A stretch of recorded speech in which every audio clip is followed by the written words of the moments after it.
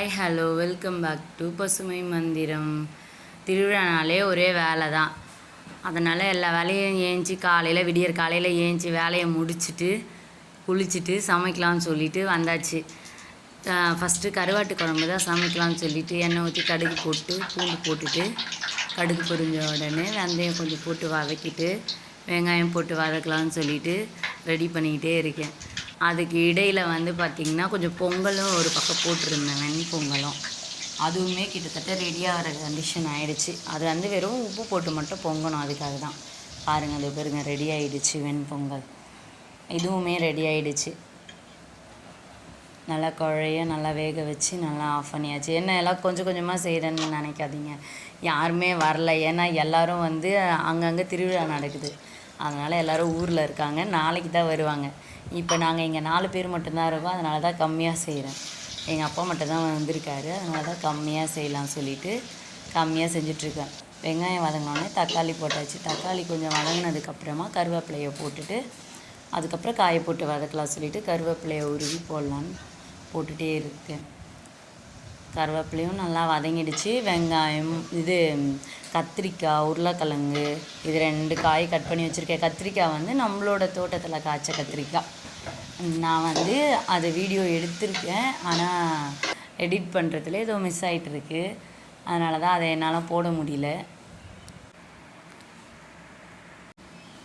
அந்த video miss ஆனதால் என்னால் போட முடியாமல் போயிடுச்சு. ஆனால் நம்ம தோட்டத்து கத்திரிக்காய் தான் இது. உருளைக்கிழங்கு மட்டும் கடையில் வாங்கினது, முருங்கைக்காய் கிடைக்கல, அதனால் வாங்க முடியல. காய் நல்லா வதங்கினதுக்கப்புறமா குழம்பு மிளகாய் தூளை போட்டுட்டு தண்ணியை ஊற்றி நல்லா காய் வேகட்டும்னு சொல்லிவிட்டு புளி ஆட் பண்ணிக்கலாம். இதுங்காட்டியும் புளி ஆட் பண்ணால் ஒரு மாதிரி இருக்கும். காய் உருளைக்கிழங்குலாம் மேலே கொஞ்சம் ஹார்டாக இருக்க மாதிரி இருக்கும். அதனால் முதல்லையே நல்லா வேக வச்சுக்கலாம் சொல்லிட்டு கருவாடை அலசுறதுக்காக தண்ணியை ஒரு பக்கம் போட்டுட்டு அப்படியே முருங்கை மரத்துக்கு கீழே முருங்கைக்கீரையை உடச்சிக்கிட்டு நல்லா இருக்கிறத எடுத்துகிட்டு வச்சுட்டு அதுங்காட்டி தண்ணி ரெடி ஆகிடுச்சு. அப்படியே தண்ணியை தூக்கிட்டு போயிட்டு கருவாடை பிரித்து போட்டுட்டு அதில் சுடு தண்ணியை போட்டு கருவாடை நல்லா வாஷ் பண்ணி எடுத்துகிட்டு வரலாம்னு சொல்லிட்டு தண்ணி எடுத்துன்னு போய் போட்டாச்சு. ஏற்கனவே கருவாடு தலையெல்லாம் க்ளீன் பண்ணி வச்சுருந்தேன், அதனால் ஈஸியாக முடிஞ்சிச்சு வேலை. சுடு தண்ணியை ஊற்றி கழுவி எடுத்துகிட்டு வந்துடலாம். குழம்பு ஒரு பக்கம் ரெடி ஆகிட்டே இருக்குது. திறந்து பார்த்துட்டு ஓகே, ரெடி ஆகிடுச்சு குழம்பு.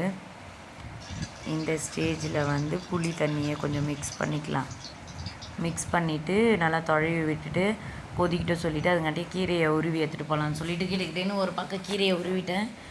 அடுத்து கருவாடையும் போடணும்னு சொல்லிவிட்டு கீரையை உருவி வச்சுட்டு சீக்கிரமாக கருவாடு போட்டுட்டு இறக்கியாச்சு குழம்பு. முருங்கைக்கீரை தாளிக்கலாம்னு சொல்லிவிட்டு கடாயை வச்சு எண்ணெய் போட்டு கடுகு, உளுந்து பருப்பு, காஞ்ச மிளகா, பூண்டு எல்லாத்தையும் போட்டு நல்லா பொன்னிறமாக வறுத்து எடுத்துகிட்டு கீரையை போட்டு வதக்கலாம்னு சொல்லிவிட்டு எல்லாத்தையும் பண்ணிகிட்டே இருந்தேன். எல்லாம் ரெடி ஆகிடுச்சு. கருவாடு போட்டு இறக்குன வீடியோ தான் எங்கேயோ போயிட்டு இருக்குது, டெலீட் ஆகிட்டு இருக்குது. அதனால் அந்த குழம்பை இறக்குற வீடியோவை காணோம், அதனால் அதை போடலை. கீரையை போட்டு கொஞ்சம்தான் கீரை ரொம்ப பூச்சியாக இருந்துச்சு மரத்தில். ஸோ அதனால் பூச்சி இல்லாத நல்ல துளிர் கீரையாக கொஞ்சமாக எடுத்து பொரிச்சிக்கலாம்னு சொல்லிவிட்டு பொரிச்சிக்கிட்டோம். கீரை பக்கமாக ரெடி ஆகிடுச்சு. அதை எடுத்து ஒரு பக்கம் வச்சுட்டு இந்த பக்கம் அப்படியே நம்ம ஊற வச்சிருந்தால அரிசி, அது துள்ளு மாவு சொல்லுவாங்க, அதை ரெடி பண்ணுறதுக்காக அந்த அரிசியை அரைச்சி எடுத்துகிட்டு வந்தாச்சு. அப்படியே ஒரு விளக்கு தட்டெல்லாம் போட்டு வைக்கலாம் சொல்லிட்டு வந்தோம். ஒரு பாண்டு நிறைய. இதை வாஷ் பண்ணுறதுக்கே எங்களுக்கு ஒரு 1 ஹவர் ஆச்சு. எப்பயுமே 1 ஹவர் 1.5 மணி நேரம் ஆகும் எப்பயுமே விளக்கு பாத்திரம்லாம் தேய்ச்சி முடிக்கிறதுக்கு. அப்படியே மஞ்சளில் பொட்டு நான் வச்சுட்டே இருந்தேன். பாப்பா குங்குமத்தில் பொட்டு வச்சாங்க. எடுக்கிறேன்னு பொட்டு வேலையெல்லாம் முடிச்சுட்டு அப்படியே எடுத்து வைக்கலாம்னு சொல்லிட்டு முடிச்சிட்டோம். அதுக்கு முன்னாடி இந்த வேலை எல்லாத்தையுமே முடித்தாச்சு. இதுக்கே டைம் எக்கச்சக்கமாக ஓடி போச்சு. ஒரு 12 மணியை தாண்டிடுச்சு நாங்கள் பொட்டு வைக்கிறப்பெல்லாமே. ஏன்னா சீக்கிரமாக படைக்கணும். ஒரு 11, 11:30க்கெலாம் படைச்சிருக்கலாம், ஆனால் டைம் பத்தலை. எல்லா வேலையும் முடிச்சுட்டு செய்கிறதுக்காக. அதனால் எல்லாத்துக்கும் ரெடி பண்ணி படைக்கிறதுக்கே எங்களுக்கு 12 தாண்டி டைம் ஓடி போச்சு. அப்படியே அந்த பொட்டு வச்சு எல்லாத்தையும் எடுத்து வச்சுட்டு கூழ் வந்து கரைக்கலாம் சொல்லிவிட்டு கூழ் மேலே இருக்கிற ஏடெல்லாம் முந்தின நாளே சமைச்சி வச்சோம் இல்லையா, அந்த ஏடெல்லாம் அப்படியே மெல்லுக்காக எடுத்து வச்சுட்டு கூழ் அள்ளி போட்டு உப்பு போட்டு கரைச்சி பாத்திரத்தில் படைக்கிற பாத்திரத்தில் ஊற்றி ரெடி பண்ணி வச்சாச்சு. அந்த பாத்திரத்துக்கு மஞ்சள் பூசி விபூதி வச்சு குங்குமம் வச்சு ரெடி பண்ணி கூழ் ஊற்றி வச்சாச்சு. இப்போ வந்து வேப்பிலை தோரணம் கட்டுறதுக்காக வேப்பிலையை போய் பறிச்சுட்டு வந்தோம். இடையில் வேப்பிலையை பறிச்சுட்டு வந்து ரெடியாக வச்சு தோரணம் கட்டிட்டு இங்கே மஞ்சள் குங்குமம்லாம் வச்சதை ரெடியாக எடுத்து வச்சுருந்தோம் இல்லையா. சிவன் அப்புறம் பார்வதி விநாயகர் முருகர் எல்லாருக்குமே அவங்களுக்கு தேவையானது விபூதி எல்லாத்தையும் போட்டுட்டு அக்ஷய பாத்திரத்தில் பூ போட்டு எல்லாத்தையும் ரெடி பண்ணி முடிக்கிறதுக்கே அது ஒரு 1 hour ஆகிடுச்சு. அப்படியே விளக்கு ஏற்றிட்டு எல்லாத்தையும் எடுத்துகிட்டு போயிட்டு அங்கே வைக்கலாம்னு சொல்லிவிட்டு விளக்கு ஏற்றியாச்சு. விளக்கு ஏற்றி முடிச்சுட்டு மேலேயும் சிவனுக்காகவும் விளக்கு அங்கே விநாயகர் பக்கத்துலேயும் ஏற்றிட்டு அவருக்கு பூ வந்து பாரிஜாத பூ வச்சோம்.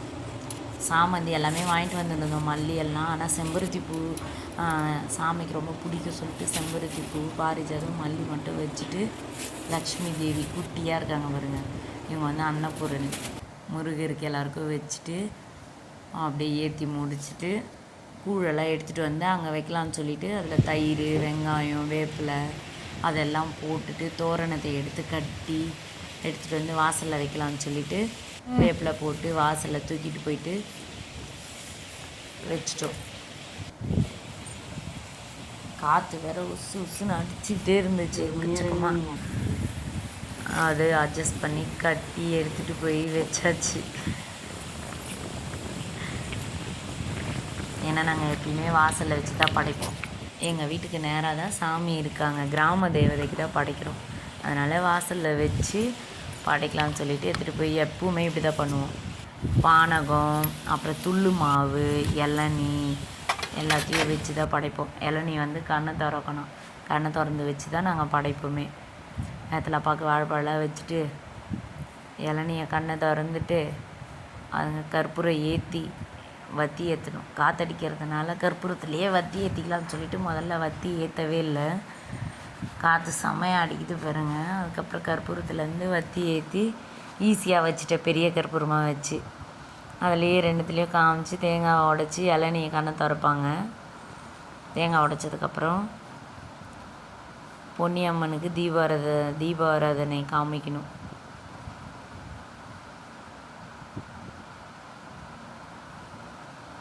வத்தி ஸ்டாண்டில் வத்தியை வச்சுட்டு சாமியை நல்லா கும்பிட்டோம்.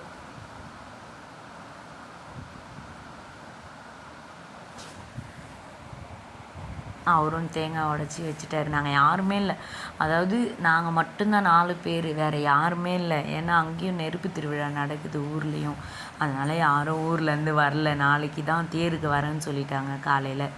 அதனால் நாங்கள் மட்டும்தான். அதனால் குட்டி குட்டி பாத்திரத்தில் சமைச்சு குட்டி குட்டி பாத்திரத்தில் கூழ் வச்சு படைச்சி நாங்கள் மட்டும் சாப்பிட்டோம்.